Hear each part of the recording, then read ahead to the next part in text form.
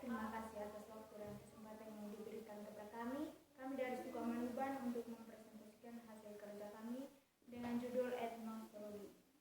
Yang pertama, kita harus tahu pengertiannya. Etnosologi itu adalah ilmu etnobiologi yang meliputi keseluruhan pengetahuan atau suatu kelompok masyarakat tentang sumber daya hewan, meliputi persepsi, identifikasi, pemanfaatan, pengolahan, dan cara perkembangbiaknya. Kajian etnologi ini dapat berupa hubungan manusia dengan hewan pada masa lampau, dapat juga pada masa sekarang. Kajian etnologi ini juga belum banyak dipublikasikan tentang etnosologi. Walau sebenarnya masyarakat sudah mengenal dengan baik identifikasi dan pemanfaatan dari hewan-hewan yang ada di sekitar lingkungan.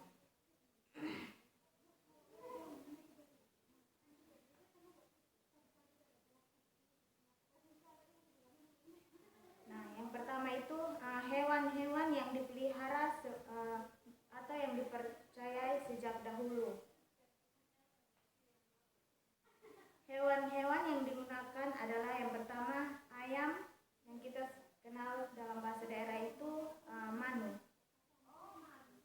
Karena ayam atau manu selalu dipercaya oleh masyarakat Amanuban untuk menangkal roh jahat, dan bagian yang digunakan adalah darah ayam atau manu. Ayam juga dipercaya oleh masyarakat Amanuban sebagai salah satu hewan dipelihara pembawa berita baik dan buruk.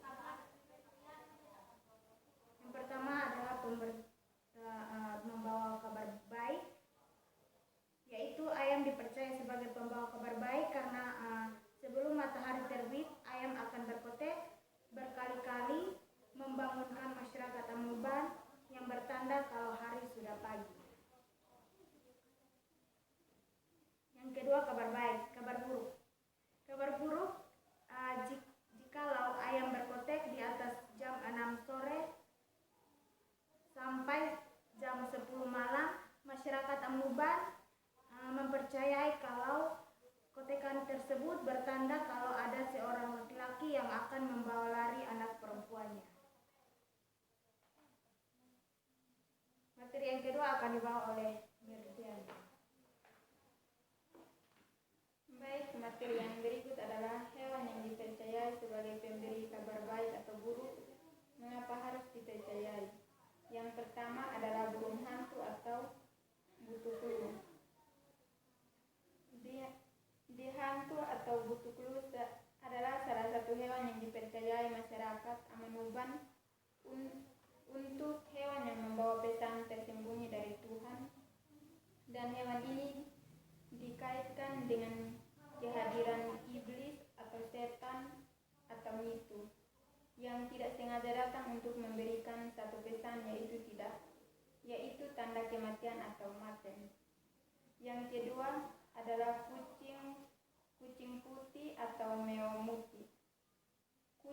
Kucing atau meo selalu dikaitkan oleh masyarakat Amanuban untuk melambangkan kesuburan atau romantis dalam rumah tangga. Yang ketiga adalah kucing hitam atau meometan. Kucing hitam atau meometan biasanya masyarakat Amanuban tidak dipercayai karena meometan ini melambangkan bencana yang akan datang dalam waktu dekat. Yang keempat akan dilanjutkan oleh Kawasti. Baik, yang berikut yaitu cicak dengan bahasa Dawan biklusu. Dalam masyarakat Amanuban menggunakan cicak atau biklusu untuk mendatangkan kebaikan saat seseorang berbicara. Pada saat itu cicak atau biklusu menangis, maka orang itu percaya bahwa perkataannya itu benar. Yang berikut yaitu anjing atau dengan bahasa Dawannya asu. Dalam masyarakat Amanuban, mereka percaya bahwa anjing atau asu dapat membawa kabar baik. Dalam hal anjing atau asu tempatnya di tanah atau di kayu, maka masyarakat Amanuban percaya bahwa ada kerabat atau keluarga yang akan datang di rumah mereka.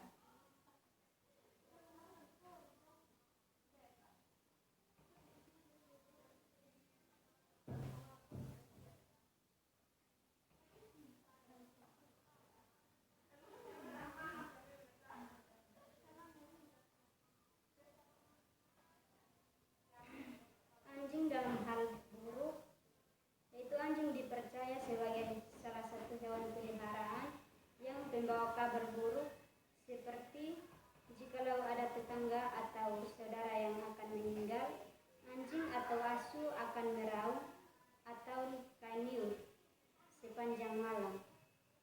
Baik, materi selanjutnya akan dibawakan oleh Kak Ua. Baik, materi berikut adalah hewan-hewan yang digunakan oleh masyarakat Amanuban untuk membuat kerajinan tangan. Yang pertama adalah kulit sapi atau bia pasu. Bia pasu biasanya masyarakat Amanuban menggunakan untuk membuat tambur atau tuhu. Tambur atau tuhu itu adalah salah satu alat musik dari suku Amanuban yang biasa dipakai dalam upacara-upacara adat. Cara membuat tambur adalah bia pasu tersebut akan dijemur atau dikeringkan hingga kering, kemudian sudah bisa digunakan. Yang kedua adalah tanduk sapi atau biasunan. Masyarakat Amanuban menggunakan biasunan untuk membuat tempat kapur atau kalau. Jadi tanduk sapi, kerajinan dari tanduk sapi ini pada masa lampau suku Amanuban itu menggunakannya sebagai tempat untuk taruh kapur makan siripinang. Cara pembuatannya ya setelah tanduk dilepas dari kepalanya, dikeluarkan bulu-bulu yang masih menempel di ujung tanduk, kemudian dikeringkan dan sudah bisa digunakan.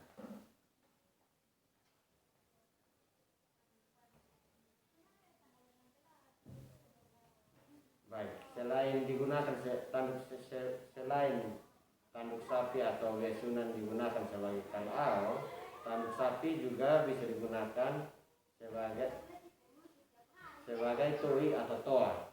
Jadi pada zaman dahulu kalau ada upacara adat, biasa tuis ini atau toa ini biasa dipakai oleh para tokoh adat untuk meniupnya, untuk memberitahukan kepada masyarakatnya kalau akan diadakan contohnya salah satu upacara adat. Yang kedua adalah kerbau atau biameto. Kerbau adalah salah satu hewan yang bagian tubuhnya bisa digunakan sebagai kerajinan tangan.